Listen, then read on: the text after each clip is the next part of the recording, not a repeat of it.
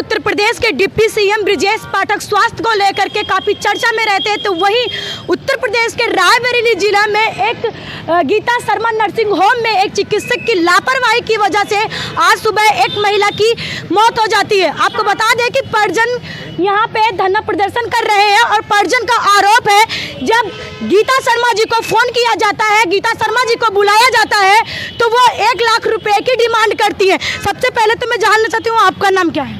मेरा नाम अंकित सिंह है। अच्छा अंकित जी, कब आपने एडमिट किया था और जो वो महिला थी वो आपकी क्या लगती थी? वो मेरी बहन लगती है। एडमिट अच्छा। हमने कल किया था। हाँ कल किया गया था उसको एडमिट। हाँ। वो मेरी सिस्टर लगती है। अच्छा और कल उसके पेट में दिक्कत हुई, प्रेग्नेंट थी वो। अच्छा। उन्होंने पहले बोला कि ऑपरेट करके। प्रेग्नेंट थी वो? हाँ प्रेग्नेंट थी, 9 महीने अच्छा। तक ठीक थी, घर पे थी प्रॉपर। अच्छा तो मतलब सीजर से हुआ। सीजर से बच्चा पैदा हाँ। हुआ है, नॉर्मल नहीं हुआ? नहीं नॉर्मल, उन्होंने कहा कि नॉर्मल नहीं हो सकता, बच्चे को दिक्कत होगी, बच्चा थोड़ा टेढ़ा उड़ा, अपने मेडिकल टर्म में बताया। अच्छा। जो मैं पॉसिबल नहीं समझने के लिए। अच्छा उन्होंने कहा बच्चा टेढ़ा हो रखा है, ऑपरेट करना पड़ा। फिर उन्होंने ऑपरेट किया। हाँ हाँ। फिर रात को 1 बजे जो मेरी सिस्टर है उसको प्रॉब्लम शुरू हुई, गैस वैस बनने लगी और पेट में प्रॉब्लम हुई। तो मेरी बड़ी ताई जी वो यहीं पर थी, पेशेंट के साथ 2 लोग थे मौजूद थे। जब उसको प्रॉब्लम हुई तो बार बार यहाँ पर नर्स को बुलाने के लिए गई कि प्रॉब्लम हो रही है, आके देख लो क्या दिक्कत है। तो उसने मना कर दिया पहले तो, कहा कोई दिक्कत नहीं है, इतने पेशेंट लेटे हुए हैं, केवल उसी को दिक्कत हो रही है क्या बार बार। जब उसको बुलाने गई थी करीबन उसके आधे घंटे बाद वो वहाँ पर आई। उसने पेट, जबकि उसके टाँके लगे हुए हैं प्रॉपर, उसके पेट को काफ़ी टाइट तरीके से प्रेस किया, यहाँ पर दबाने लग गई। तो बोला कुछ तो नहीं है, उसे कोई प्रॉब्लम नहीं है, आप जाइए यहाँ से, आप ही परेशान है क्या, इतने लोग हैं। फिर वो चली गई। फिर उसके बाद उसको दिक्कत होने लग गई, वो बार बार अपना मुंह खोले, क्योंकि गैस बनने में इंसान कुछ ना कुछ बॉडी को हिलाने की कोशिश करता है। फिर उसके बाद दोबारा गई उसके पास, उसने मना कर दिया फिर से, कोई दिक्कत नहीं है, कोई दिक्कत नहीं है, आप परेशान हो।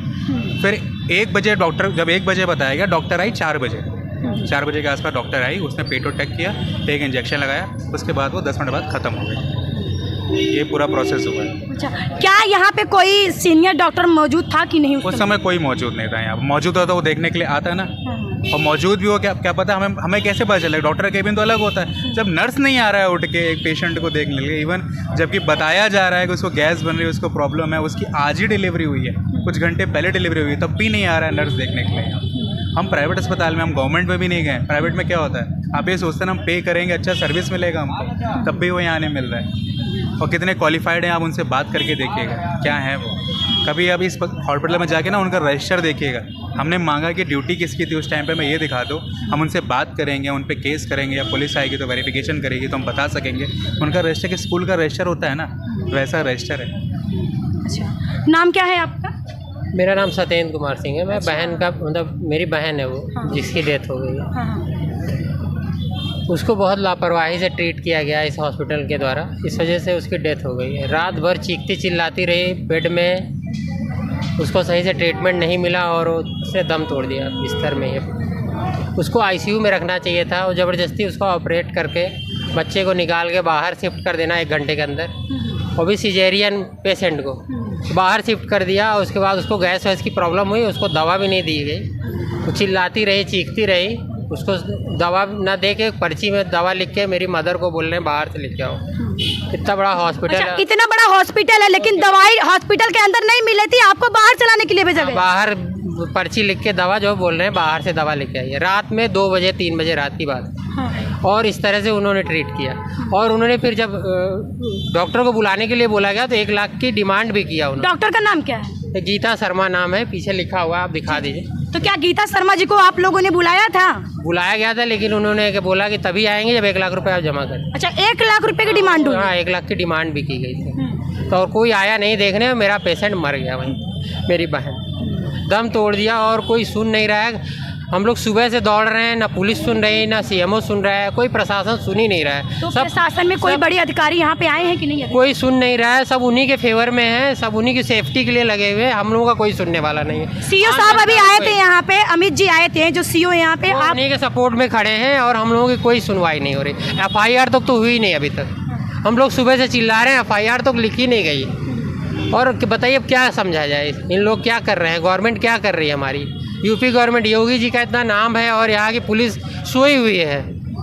हम लोग योगी जी के नाम से हम लोग उनको जो है जिताते हैं कि हमारी अच्छी से सुविधा मिलेगी, सब कुछ मिलेगा, लेकिन क्या मिल रहा है? यही मिलना है तो फिर क्या फ़ायदा है हमें? नाम जो है उन्हीं के साथ पैसा लेके ही सब मिले हुए हैं, कोई सुन ही नहीं रहा है। ऊपर से जो है हम लोगों को उल्टा कह रहे हैं कि सब नॉर्मल चीज़ें हैं, चले जाइए।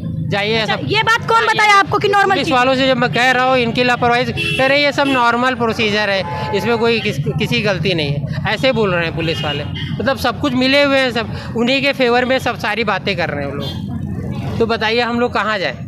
प्रशासन से यही डिमांड है कि आप इस हॉस्पिटल को सीज किया जाए और तभी हम लोग यहाँ से उठेंगे, नहीं तो नहीं उठेंगे। आपका क्या नाम? मेरा नाम सुशील बहादुर सिंह है और पीड़िता अनीता सिंह मेरी बहन है और मैं पेशे से एक सोल्जर हूँ जो देश की रक्षा के लिए इस बिहाफ पे खड़ा होता हूँ कि यहाँ के लोग हमारे परिवार को अपना परिवार समझ करके ट्रीट करेंगे। लेकिन मुझे नहीं पता कि यहाँ पे क्या कायदे हैं, क्या कानून है, किसके लिए बने हैं, नहीं समझ में आया। गीता नर्सिंग होम के बाहर हम बैठे हुए हैं, बहुत नाम सुना था, लेकिन अब स्थानीय परिजनों से ये पता चल रहा है कि ये आए दिन यहाँ पे ऐसे केसेस होते रहते हैं और कई बार ये सीज हो चुका, लेकिन मुझे नहीं पता इतनी लापरवाही के बाद ये कैसे चल रहा है। इसके चलते हम लोगों ने जब यहाँ पर देखा 1 बजे से पीड़िता को तकलीफ़ होना शुरू हुई और 4 बजे तक कोई डॉक्टर अवेलेबल नहीं था कि उसे आकर के ट्रीट कर सके, और उनकी इस लापरवाही की वजह से आज हमारी बहन हमारे बीच नहीं है और एक दिन का बच्चा वो हमारे पीछे छोड़ करके गई। कैसे हम उसको सर्वाइव करेंगे? अभी तक तो कोई रास्ता दिख नहीं रहा है। अभी तक प्रशासन की ओर से क्या कार्रवाई की गई है? कुछ कार्रवाई की गई कि नहीं? FIR प्रशासन की ओर से अभी हमें सिर्फ और सिर्फ आश्वासन बताया गया है, क्योंकि मुझे जहाँ तक लगता है हम तो ये जानते हैं कि एक FIR भी हो जाए तो एटलीस्ट हमें सांत्वना मिले। हम सुबह से यहाँ पे चक्कर काट रहे हैं, अभी तक एक FIR तक दर्ज नहीं हुई। हम क्या समझें कि प्रशासन किसकी तरफ से है? हमने तो ये सुना है, हम बॉर्डर पे रहते हैं, हम इस वजह से अपने आप को सेफ महसूस करते हैं कि